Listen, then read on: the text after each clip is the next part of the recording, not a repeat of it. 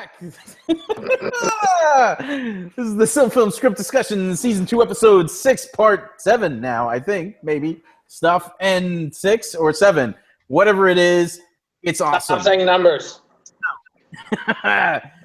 Anyway, okay, we've gotten about halfway through, and that's fantastic. There has been the question that has come up about whether or not Indus should be present at the birth, and I do remember somebody telling me no on that when I did suggest it a while back. I'm going to check that out. She In the could meantime, accidentally drop the baby, and that's the reason why he doesn't like her. There you go. oh God, no. See, that would be a no. My Save main it for the concern with flashback. how we handle Indus in this episode is that at no point is Indus in any way. Yeah. So it's her friendship with Muriel is just the two of them and not with the husband being involved. So it's the type of thing where she could be at the birth. That wouldn't bother me because presumably Finway is not Focused on her. Yeah. Even if Finway's in the room, he's not looking at Indus, so who cares? Yeah.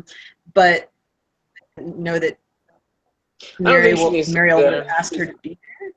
Because why would you ask an unmarried woman friend to be with you during the birth? Like, usually you're going to ask someone to be with you. It's someone else who's given birth before, who knows how this works. You're like, please be there for my moral support. Like, you don't ask an unmarried friend to do that. Unless you're like super She doesn't cool. need to be there. Yeah, but like not she doesn't even. need to be there, she shouldn't be there. No, Indus can't be a midwife. She's kind of young for that. That's true. Yeah, I don't imagine her young, being. but you know what I mean. She's We can have a moment with Indus and Muriel after the baby is born. I think we should, definitely. Yeah, and just the two of them and the baby, and they're like looking at little Feanor and be like, and that could be the moment when Indus when Muriel actually says for the first time, you know, I'm kind of exhausted in a way that is very weird and long-lasting. Well, also, I'd like to see her tell Indus about the visions during the birth. If we're gonna do that, it needs to happen before she goes to Lorien. Right. So, like, immediately, like, very soon after the birth itself. No, I don't think we want to have Indus with her in Lorien. Right, that's just Finway takes his wife. Yeah. So I'm saying that as they're looking at baby Feanor, that she confesses her concerns to Indus. Yeah, where she's like, I don't feel right. I'm kind of. No, not those concerns. This kid. The fire and death and destruction concerns. I'm not sure I like the making Indus promise not to tell. Like, I feel like the dying gasp, please don't tell anyone, but I know something horrible is like overdone. I don't know. I might start a Twitter campaign over it. But this isn't her dying gasp, though. No, but it's still it's an issue. It's not my favorite choice. I would be fine with her confiding in this and being like, I have just these terrible premonitions. Indus has no real reason to tell anybody, as far as I'm concerned. Yeah. Like, that's not really a problem. Well, like, I feel like Muriel doesn't really tell Finway what she knows. If, for one thing, probably to protect her son. Maybe. Well, yeah, this whole idea that she tells Indus that she doesn't tell Finway, and then Indus has to not tell Finway for the next hundreds of years, is a little tricky to make work. She doesn't have to tell him for hundreds of years. Like, once he starts kind of behaving like a schmuck, she can totally try to tell him, and he can shut her down. But no, Feanor's a cool guy. I don't know. He's just really passionate. Yeah. It's the type of thing where I would be much more comfortable with people being told things that they don't fully understand Yeah, okay. than with the idea of secret knowledge that wasn't shared. I'm not thinking that she tells her anything specific. I think that she tells her something. She tells her that she's concerned.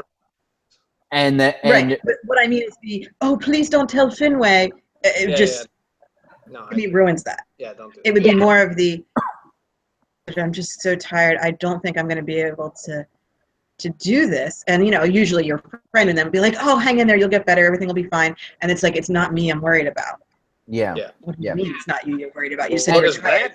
Well, don't worry. Yeah. Also, I'm not keen on the whole take care of my boys routine. I'm not sure I hate that, but I have a biased reason for hating it. David Copperfield is written by, I think it's Dickens, right?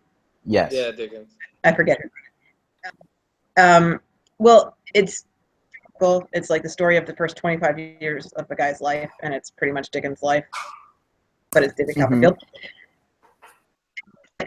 There's a young wife who dies of an illness, and she tells her friend on her deathbed, please take care of my husband for me, and the husband marries wife number 2. You got it. That's in the book.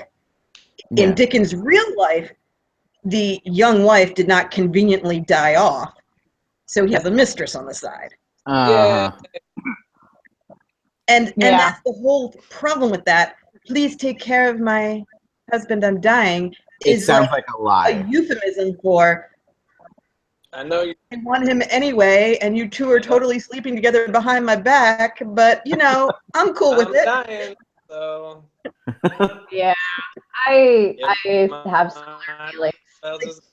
Take care of are words that I would rather not put on screen. Like, if we can avoid that. Because she's going to give her permission anyway. Yeah, and I'm okay with after he's dead. It's different. Right, that's what I'm saying. She's going to give her permission anyway. We don't need to reaffirm now that we don't need to she's okay with it. Give permission. All right, we agree. Everyone agrees. No one disagrees. Let's do something else. Okay. So we can have this. Well, Corey also might disagree. Well, we'll get to that later. Do we? I'm thinking that in Act 3, okay, we go to see the confrontation at Nan Elmoth and the reemergence of Elwë. Then we go back to Valinor, see that conversation between Indus and Miriel. Mm-hmm. Then we get an Angmar scene. Because that's it. This is our last Angmar scene. I think we should actually have. You mean Angband? The werewolf scene that you're talking about. I meant that. Yeah.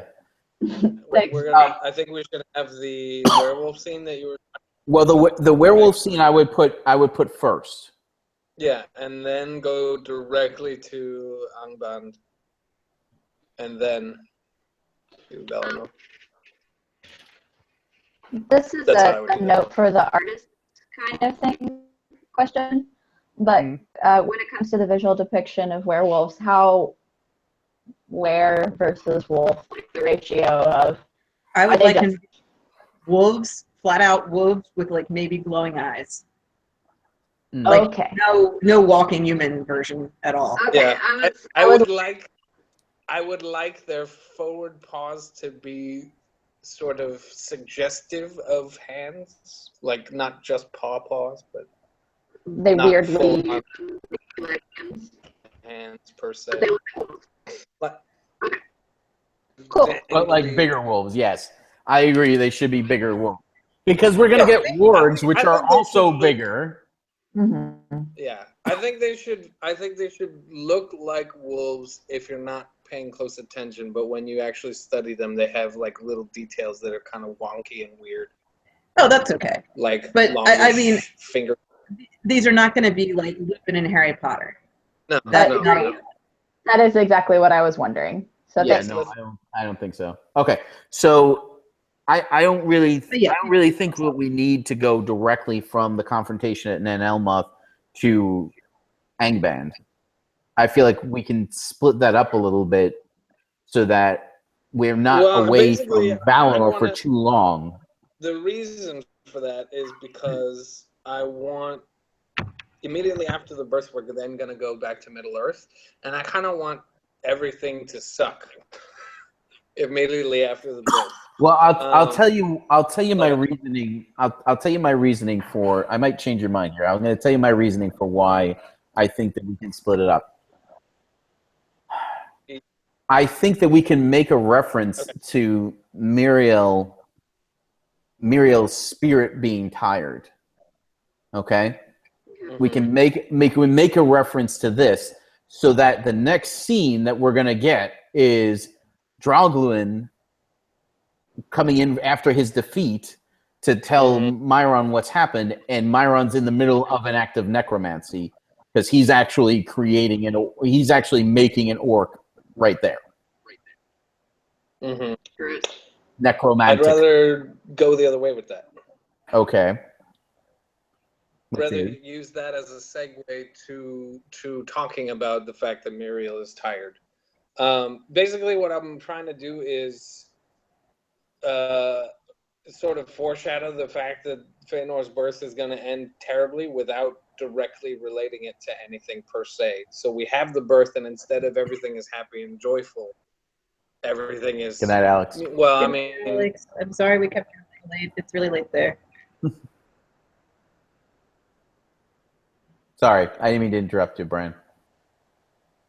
What is happening? No, Alex was leaving. I didn't want to, I didn't want him to leave unheralded, so I apologize for interrupting you. No, it's totally fine. I agree. Do you see what I'm getting at, though? Like, because I mean, we just had a tense moment, but now the baby's born and everybody's basically happy. Then we cut to commercial, and when we come back, everything is dire again. Like, basically, I want overall, like, the next two scenes, I want them to be both incredibly, harsh and... So Draugluin coming back in necromancy sounds horrible. Is that horrible enough? That seems horrible.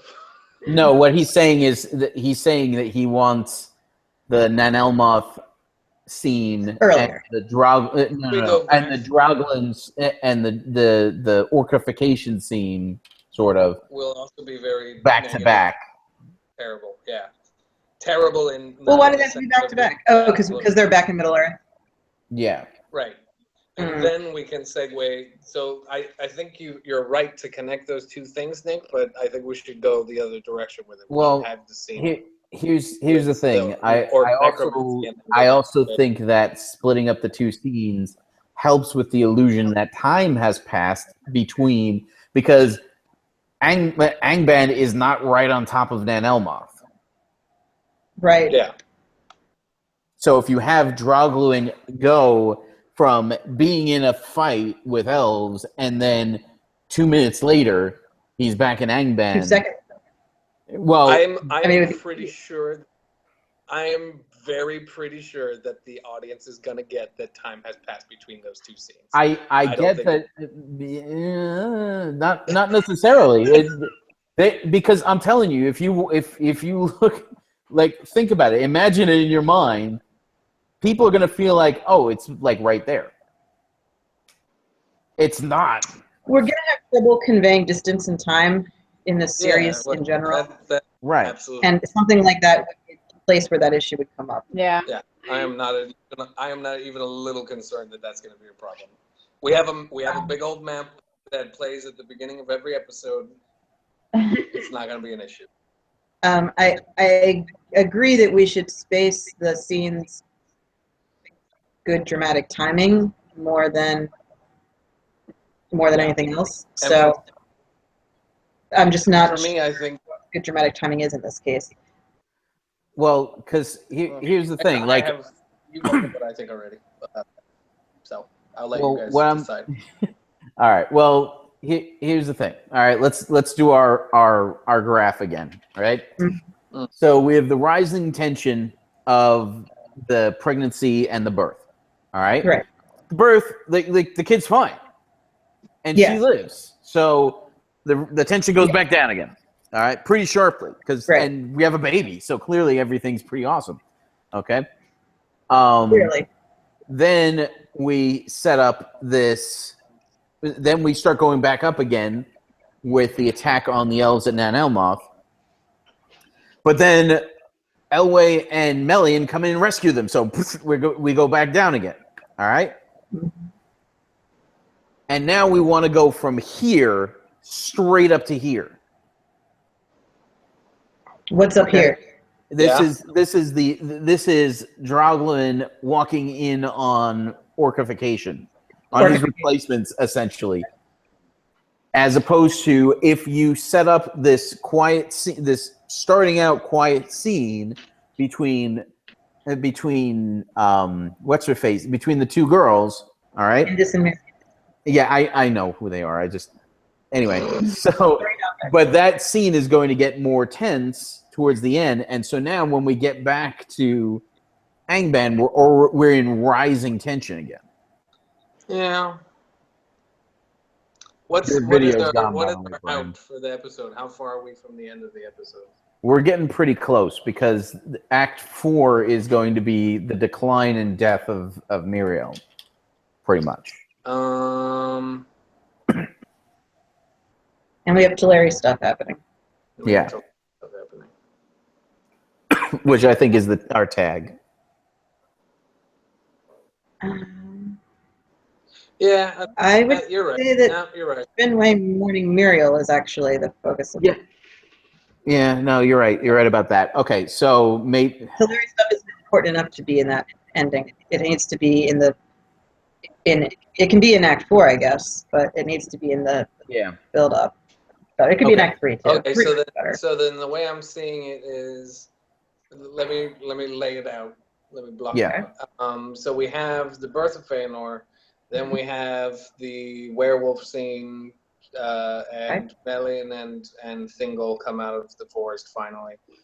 Then we have, we'll do it Nick's ways first. Then we have a short scene with Muriel and Indis where they're talking about Feanor, and she's like, "I'm tired." Then we go do the Necromantic Orc project. Then we come back and do Teleri stuff, or do we do the death of Muriel? Do we cut immediately? I would say, if we want to keep the grief of Finway the focus of the tag, then we definitely have to do the Teleri arrival. Okay. Before. And then the final whatever is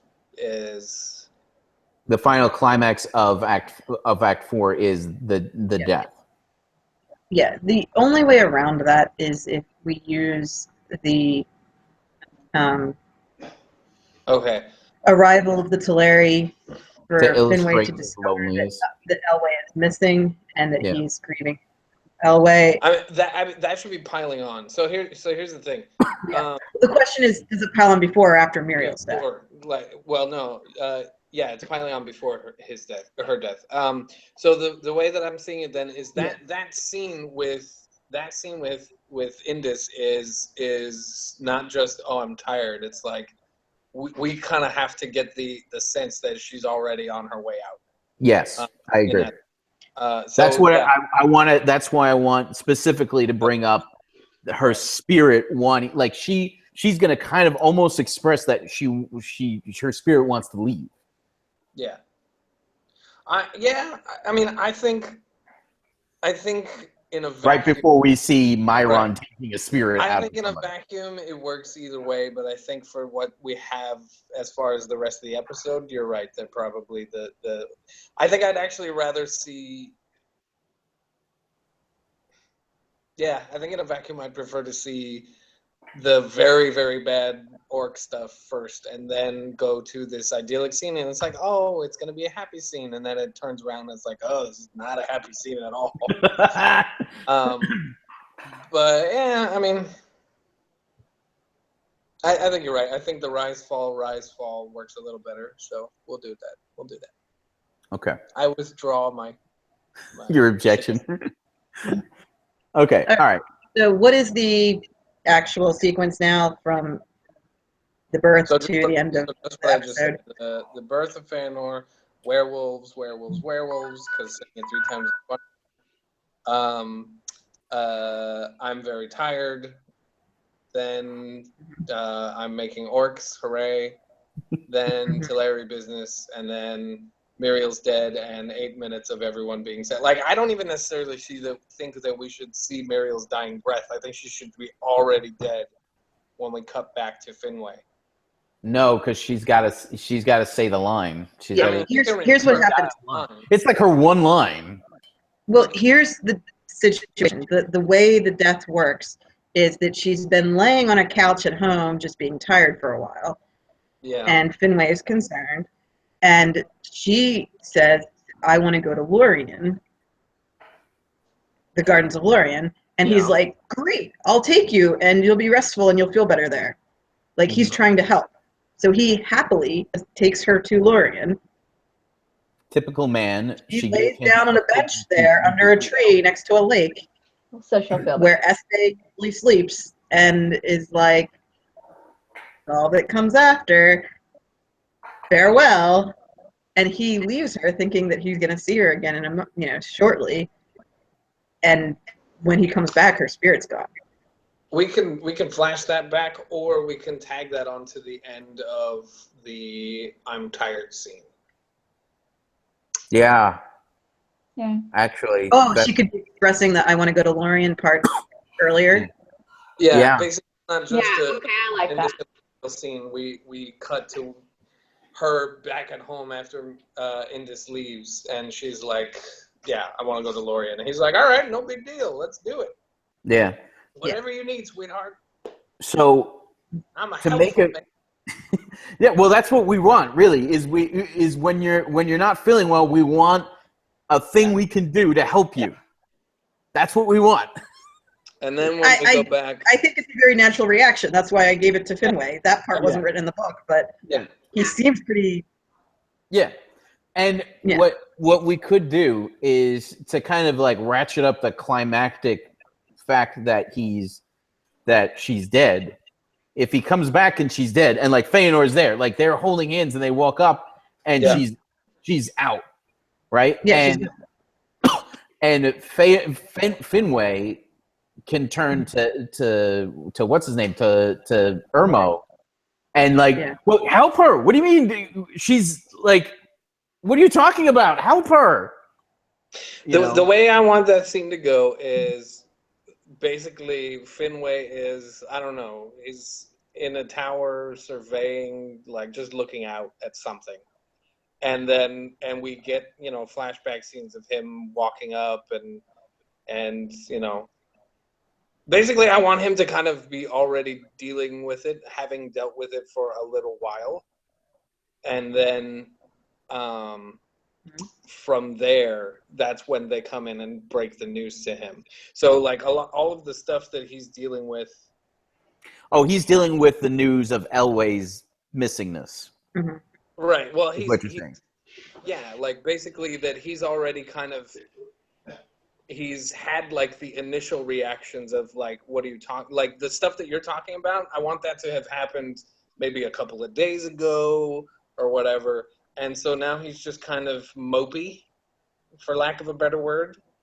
And then they come up to him and are like, the Teleri are finally here. And he's like, oh man, I'm finally going to get to see my homie. And then they're like, haha, just kidding. Just kidding, buddy. I know you thought things were going to get good, but nope. Here's a little more crap in your lap. Right. So we should definitely see Finwë one way or another through most of the episode. Like he's not. Well. He's. Since the break. Well.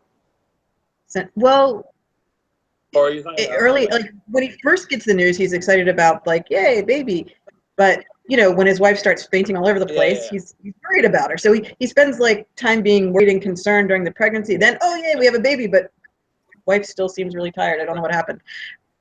Still concerned and worried. Oh, Teleri are here, but missing the really important guy I wanted to see. Like he's just spending a lot of time being like, oh, this is not. what I expected. Yeah, I think that you got really the right bad. angle. Because then if we look at, if he just seems kind of mopey from here on out, it's going to be a real easy sell. Like when his kid is behaving like a schmuck and people are like, are you gonna parent your child? Like, what the heck? And he's just kind of mopey about it. Mm-hmm. That's easy. That's an easy sell because it's like, yeah, everything's great. No, just kidding. Oh, but everything's good. Not really. Oh, everything's good. Yeah, well, that's really where this is going. Yeah, I almost want to sell it like he's kind of afraid to be too happy about stuff. Mm-hmm. Or until Indus gets him past. Well, I mean, he can still be happy with Indus, but I mean, he's never the same elf, is what I'm going at. Like he's. Oh, agreed. This changes him. He's not going to be as easily. And we know exactly why. Like, there's no question about, like, yeah, of course he's not going to get, and of course he's definitely not going to take, Feanor to task on anything because that's his dead wife right there, basically. Yeah. Mm-hmm. Well, and it's really going to be like super heart-wrenching is while Finway's having a hissy fit with Irmo, like Feanor's there, and he was told that they were going to visit Mom. Yeah. Right. And he's right there, and she's not there. Yeah. Like he can walk up to her and touch her and like grab her hand, and she doesn't wake up. She's not there. Yeah. Yeah. And I think that's why we need Feanor to be a toddler in this scene, so that he's old enough to speak and understand some things. Yeah. And express his own loss. Yeah. And confusion. Because baby Feanor can't really express any of that. I mean, babies cry all the time for any reason. Like, they don't get it. Yeah. Yes. Maximum gut-wrenchingly sadness. Yes. Yeah. And it just lets us see that Muriel spent like maybe a couple of years laying on a couch being exhausted. Not, that was a tough birth. I've been tired for this whole 6 weeks. And, I'm going to give up right now. Yeah. The scene with Indus and Muriel, we could even show that he's like that. Not a baby. Yeah, that he's not an infant. Yeah, exactly. He could be like playing on the floor or something. Yep. Something I've been thinking about as an interesting sort of storytelling device is that Muriel is basically an elf who chooses. I mean, it's not death the way humans die, but it's like she wants to die. Yeah. Mm-hmm.